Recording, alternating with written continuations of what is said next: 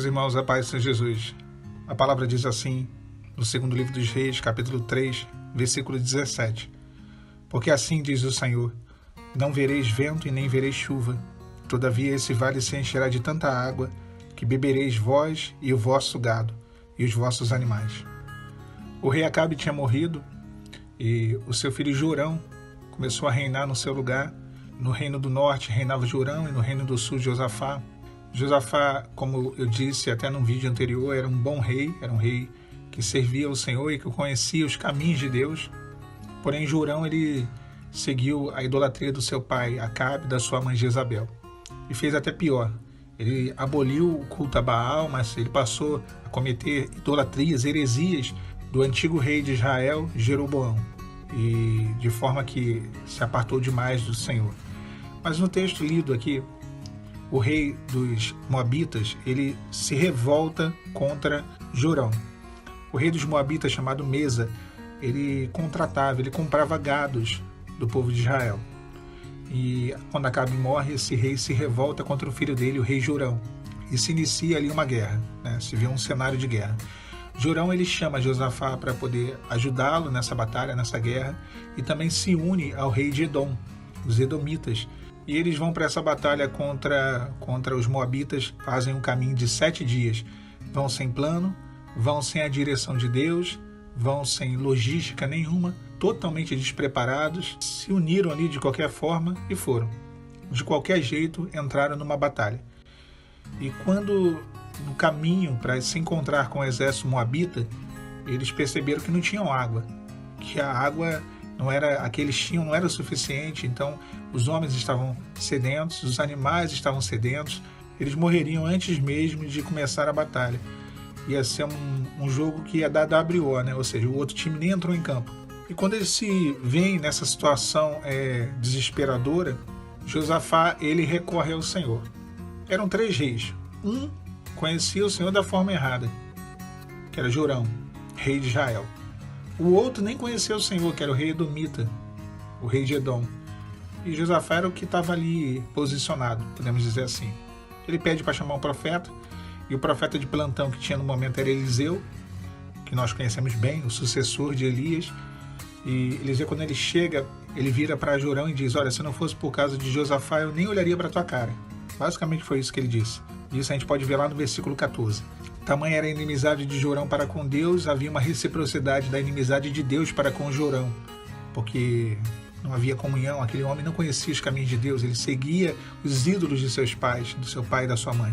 Mas aí vem o texto que nós lemos, o Senhor ele vai dar uma palavra a esses 3 homens, esses 3 reis, aquele exército, e a palavra entregue por intermédio do profeta Eliseu era que eles não veriam vento e não veriam chuva. Todavia, o vale onde eles estavam acampados se encheria de água e descedentaria aos homens e o gado. E para completar ainda, o texto ele diz, e ainda que isso é pouco aos olhos do Senhor, porque ele também entregará os moabitas nas vossas mãos. Ou seja, eles venceriam a batalha. Irmãos, nós entramos numa batalha espiritual, uma guerra espiritual, desgastante, cansativa. E quando nós não temos planejamento, quando nós não temos estratégias em Deus, em algum momento nós vamos nos encontrar em apuros. A primeira coisa que é importante ressaltar são as alianças que foram feitas. Porque Josafá era um servo, ele se uniu a um rei, que era o rei Jorão, que não tinha experiência com Deus. E os dois ainda se uniram com alguém que não era nem do povo deles. Era um primo distante, vamos dizer assim, que os edomitas eles eram primos, digamos, do povo de Israel. Israel vem de Jacó e Edom vem de Esaú. Parentes, né? Eles eram parentes, povos parentes, mas não eram o mesmo povo. E dentro dessa situação, eles vão para a batalha, chega lá não tem água. E aí eles invocam o nome do Senhor. A gente faz isso, né? Quando a gente toma uma atitude precipitada e nós não buscamos a direção de Deus, quando a coisa não dá certo, aí a gente vai e recorre ao Senhor, né? A gente consulta a Deus depois. Depois que a gente faz, toma a decisão, que faz a escolha, que toma atitude, se precipita, e aí nós consultamos. Era para ter feito o contrário. Primeiro devemos consultar a Deus, saber se é aquilo que é para ser feito, se é aquele caminho que devemos seguir, se é essa decisão que devemos tomar, e aí o Senhor nos direciona, do que esperar dar errado para poder buscar ao Senhor. Então, depois que deu tudo errado, que eles se viram nessa situação, eles consultaram ao Senhor. E o Senhor lhe respondeu: não vereis vento e nem vereis chuva. Porém, esse vale se encherá de tanta água para vós e para os vossos animais. E isso vem de encontro à nossa situação, porque nós não vemos vento e nós não vemos chuva. Como descedentar a sede em meio a um deserto, porque eles estavam no deserto, essa situação, eles pelejavam no deserto, e o único recurso de água que poderia vir, né, a única fonte seria do céu. E se não tem vento, se não tem chuva, como que vai ter água? E isso lembra um pouco a nossa situação, porque no deserto nós não vemos nem vento e nem chuva. Mas Deus ele tem uma promessa de que o milagre virá, mesmo sem ver, mesmo sem enxergar qualquer possibilidade. Quando Deus ele dá uma palavra, ele cumpre aquilo que ele diz. Ele não só fez a promessa de sustento, mas ele fez a promessa de vitória. Talvez o vento, a falta do vento e a falta da chuva seja a sua vida como está agora, porque talvez te falte os recursos para prosseguir nessa batalha.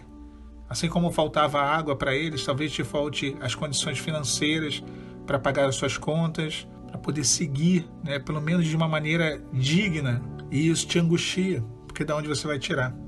Irmãos, Deus ele faz caminho onde não há, Deus abre portas onde nem porta tem. Não é que Deus ele abre uma porta que está fechada, ele abre uma porta que nem existe. E se ele falou, e se ele está dizendo que ele vai prover, que ele vai abrir, que ele vai operar, ele fará. Porque a única coisa no mundo que permanece e permanecerá para sempre é a palavra dele. Todas as outras coisas elas se desfarão, elas se findarão, mas a palavra de Deus não. E isso ainda é pouco aos olhos do Senhor, porque ele não vai nos dar somente o sustento no deserto, mas ele dará a vitória no deserto. Os moabitas, no caso deles, e o adversário, no nosso caso, que tem se feito uma obra de oposição à restauração, uma obra de oposição à nossa vida, à nossa família, uma obra de oposição à salvação que está em nosso coração. Mas o grande segredo aqui deles, né, e na verdade de Josafá, porque Jorão ele não usou dessa estratégia, e muito menos o rei edomita, não usaria nunca, foi chamar o profeta. Porque o profeta, quando ele chegou no acampamento, ele pediu um tangedor. Ele pediu que alguém que tocasse um instrumento, um louvor, se achegasse ali naquele momento. E quando chegou o tangedor e tocou, a palavra fala que o Espírito do Senhor veio sobre o profeta Eliseu. E naquela hora ele entregou uma palavra da parte de Deus. Está aqui o segredo. Chame o profeta. Eliseu significa o Senhor é a minha salvação. Convide o Senhor a entrar na sua batalha.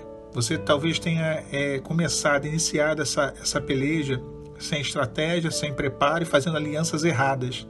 Mas chegou o momento de chamar o profeta. Chegou o momento de chamar aquele que vai te direcionar. Aquele que vai te dar uma palavra, não só de ânimo, mas uma palavra de vitória, uma sentença de vitória sobre a tua vida, que é o Senhor, que é a nossa salvação. A palavra diz que eles venceram aquele grande exército, que o Senhor cumpriu a sua palavra e operou um grande milagre. Não vai ser diferente no seu caso, não vai ser diferente no nosso caso. Quando chamamos o Senhor ao nosso arraial, a nossa peleja, a nossa batalha, é Ele quem batalha por nós. É Ele quem vence por nós. Não vereis vento e nem vereis chuva. Você não precisa ver nada. Você só precisa receber a palavra, crer nela, e o resto quem fará é o Senhor. Fiquem os irmãos e as irmãs com a paz do Senhor Jesus.